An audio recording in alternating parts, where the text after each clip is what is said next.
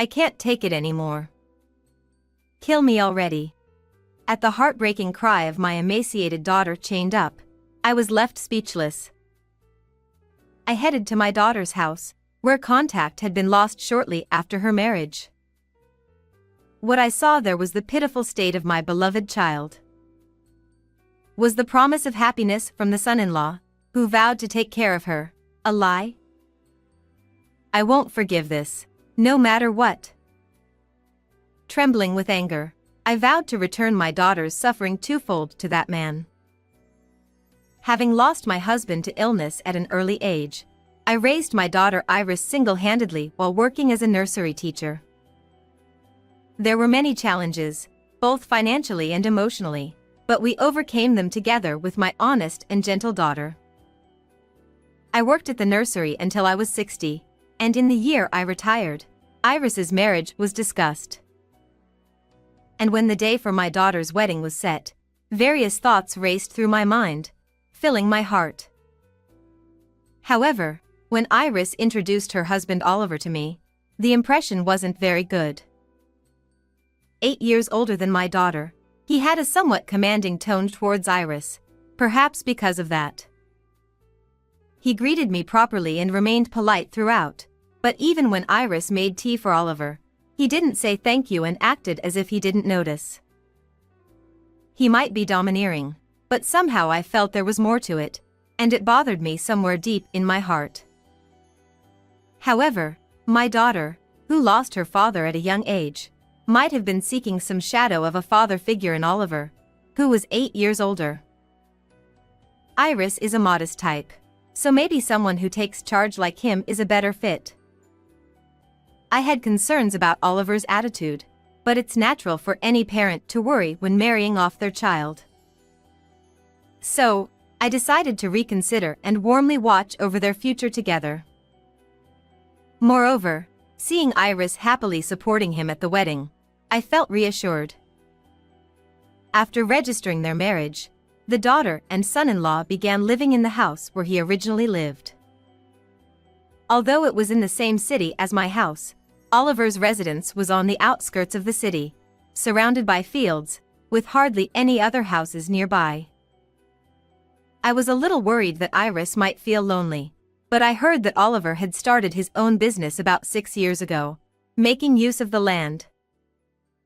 Apparently, he sold vegetables from surrounding farms through online sales, and Iris was enthusiastic about helping Oliver with his work since their marriage. His shop has high ratings online. I really respect him. I want to do my best to support him as a wife too. Yes, make sure you do.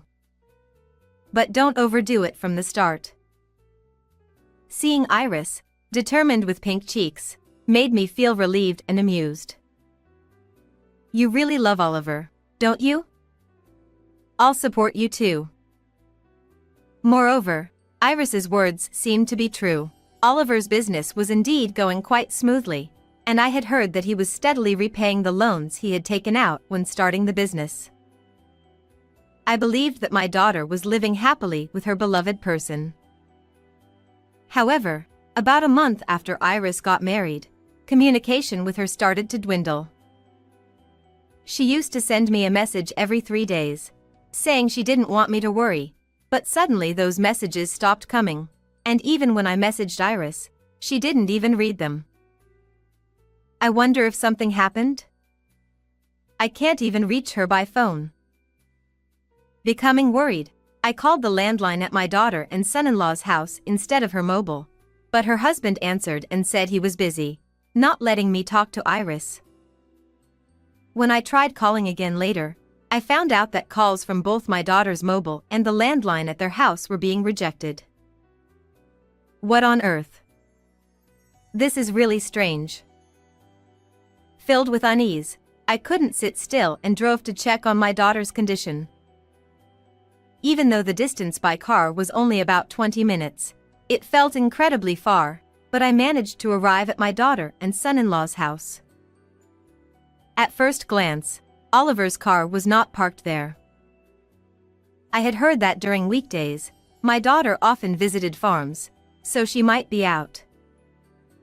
For the time being, I headed to the front door and pressed the intercom, but there was no response. Are you not home? But I can't leave until I confirm Iris's safety. No matter how many times I rang the doorbell, there was no response, so I approached the front door. Iris? Are you there? It's your mom. Sorry for coming all of a sudden. M.O. There. Taking a chance and calling out, I faintly heard my daughter's voice coming from the back of the house. Hastily, I made my way to the yard, and what I saw there was an unbelievable sight. I can't take it anymore. Kill me already. Under the cold winter sky, Iris muttered those words, her eyes unfocused, her cheeks sunken, bearing no resemblance to her former self. But what shocked me the most was the fact that my daughter's limbs were chained. Why is Iris in this state? What is Oliver doing? Unable to accept the reality immediately, various questions raced through my mind, but above all, helping my daughter was the priority. Iris, Mom will help you now. Just hold on a little longer. I tried to encourage her, but she only nodded weakly. Her appearance only increased my anxiety. A few minutes later, I managed to unchain her, and I could finally free my daughter. Your body is freezing. Let's get inside and warm up first. As I tried to put a jacket on my trembling daughter and lead her inside, she started trembling as if she was scared of something. This is definitely not right. It might be better to take her to my house. I put Iris in the car, worried about her condition, and decided to take her to the hospital first. Although she was physically and mentally weakened, fortunately, there were no serious issues, and she was able to return home after receiving intravenous fluids just to be safe. Returning to the house where my daughter and I had lived together for many years, Iris seemed to regain some composure. Here, drink this and warm up. If it's too much, you don't have to force yourself. What happened? After making hot milk tea, which Iris loved, I broached the subject. Thank you. Well, you see. As Iris took a sip of the milk tea, she began to speak little by little, revealing something shocking.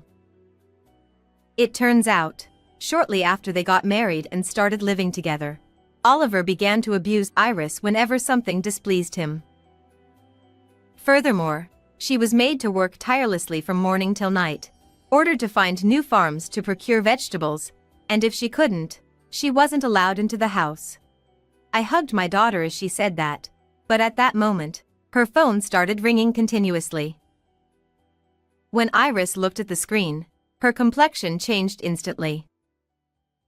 Curious, I looked at my daughter's phone and saw several messages from my son-in-law saying, "Where did you go?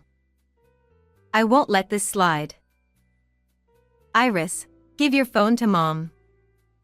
Take a break for today, I suggested, wanting my daughter to feel at ease. After taking her to the room she used before getting married, I sat in the living room thinking about the future, and once again, my daughter's phone rang. As expected, "It's him calling," I said to myself. The caller was indeed Oliver. Hey, Iris. You think you can just go off with your mom? I'll make sure both of you regret it. When I answered the phone, my son-in-law, mistaking me for my daughter, suddenly started yelling. "Oliver, this is Iris's mother. How dare you treat my daughter so badly?" What the? You took my wife without permission. I'm coming over there right now. As my son-in-law revealed his true nature, he raised his voice threateningly. "If you come over, I'll call the police," I said calmly, to which I heard Oliver click his tongue in irritation. Damn it, I'll let it slide today, but this isn't over yet. With frustration evident in his voice, my son-in-law hung up the phone. Feeling that I couldn't delay any longer in facing Oliver's wrath, I immediately took action to rescue Iris from her husband the next day. About a week after protecting my daughter, Oliver showed up at my house in a fury. Reluctantly answering the persistent doorbell, I found Oliver standing there like a demon. "Oh, didn't I tell you I'd call the police if you came over?" It's not about that. Oliver seemed to have rushed here as he was out of breath, showing signs of considerable agitation. "You're out of breath. I thought you'd be coming around this time." Knowing that my son-in-law would come, I welcomed him without hesitation, despite his sudden visit. "What's the rush?" The contract farmers suddenly stopped supplying vegetables, and I can't do business anymore. "Oh my, that's quite a problem." Suppressing the urge to laugh at his predicament, I casually replied, and Oliver glared at me fiercely. What do you mean by that? You know what you did. Oliver, appearing to be on the verge of grabbing me, began to edge closer and closer. So, I showed him Iris's smartphone and played a certain voice recording. What came through the recording was Oliver's angry shout. I'll make sure both of you regret it. What is this? This is the voice from when you called Iris before. I let various people listen to it. What? Who did you let listen to it? In fact, every year at the nursery school where I had worked for many years, I used to go to the nearby farms for sweet potato digging and rice planting. I still have friendly relations with several farmers, so I let them listen to the recording and exposed Oliver's true nature. His story quickly spread throughout the nearby farming community. It's everyone in the nearby farms. They were all very surprised. Upon hearing this, Oliver turned red with anger. What have you done? I'll sue you for obstruction of business. Who's in trouble here? The farmers said they were originally fed up with your attitude. Initially, it seemed that my son-in-law had been cautious around the farmers, but as soon as his online shop became successful, he became overbearing. So the farmers got together and decided not to supply vegetables to you. You brought this upon yourself. My son-in-law, who had no words to retort to my argument, stomped his feet in frustration. However, it seemed he had come up with something as his face suddenly lit up. You know, Iris is with me. She's on my side. Oliver declared loudly and started looking around. Oh, Iris. It's been a while. I missed you. Spotting my daughter, Oliver approached her with a flattering tone. Iris, you finally came out. It's okay because Mom is here. Hearing Oliver's voice, my daughter summoned her courage, nodded vigorously in response to me, and turned to face him. Oliver, I won't obey you anymore. My daughter firmly rejected him, leaving my son-in-law looking bewildered for a moment, unsure of what was happening. Oliver, what do you think you did to Iris? There's no way she would ally with you. What can you two silly women do? I'm not wrong. I'll sue both of you together, so brace yourselves. Seeing my son-in-law's uncooperative attitude, my daughter sighed deeply. Oliver, I can't do this anymore. I can't keep up with you. Let's get a divorce. Why yeah. Try if you can. I won't admit it even if you come crying later. Perhaps he hadn't expected to be told such a thing by my daughter, but Oliver remained defiant to the end, albeit flustered. Oliver, you'll be the one facing the judgment of the law.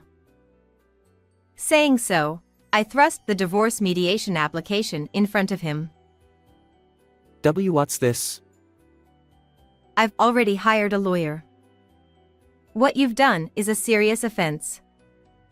We're also prepared to take legal action. Perhaps feeling pressured by the mention of lawyers and lawsuits, Oliver suddenly started sweating profusely from his forehead and began to apologize. No matter how much you apologize, I'll never forgive you. First, apologize sincerely to Iris. With a firm tone, I demanded this from Oliver, who then clung to Iris, begging for forgiveness. Iris, I was wrong. I won't do it again. I'll accept your apology. But we're still getting divorced.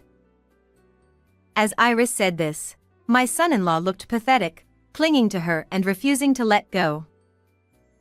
I don't want a divorce. Don't abandon me. Don't talk like everything's fine after tormenting my daughter. We'll proceed with the divorce through the lawyer, and I won't let you see my daughter anymore.